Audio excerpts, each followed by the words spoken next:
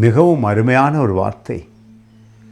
அருமையானவர்களே, பரலோகத்திலிருந்து வந்த அற்புதமான இயேசு கிறிஸ்துவை நீங்கள் விளங்கிக் கொள்ளுவது மிக மிக முக்கியம்.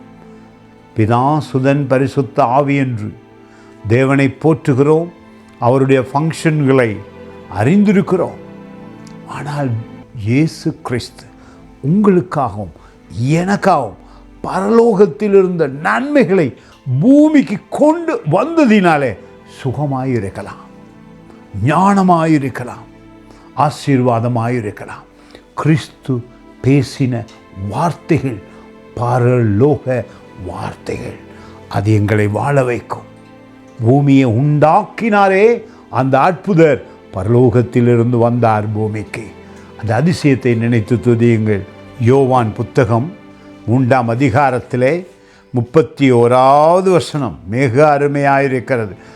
சொல்லுகிறது, உன்னதத்தில் இருந்து வருகிறவர் எல்லாரிலும் மேலானவர், எல்லாரிலும் மேலானவர் அவரே இயேசு.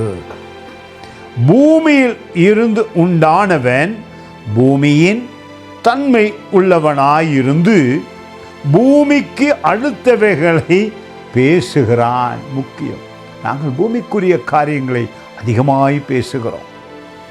ஆனால் பரலோகத்திலிருந்து வருகிறவர் எல்லாரிலும் மேலானவர். நம்ம எல்லாரிலும் மேலானவர் இயேசு.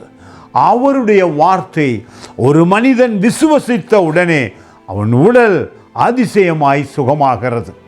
ஒரு மனிதன் இயேசு கிறிஸ்துவின் வார்த்தையை தியானித்து இருதயத்திலே விசுவசித்து வாயிலே பேசும் பொழுது அதிசயமாய் ரட்சிக்கப்படுகிறான், சுக வாழ்வை அனுபவிக்க ஆரம்பிக்கிறான், பூமியில் வருகிற எல்லா நன்மைகளையும் அனுபவிக்கிறான்.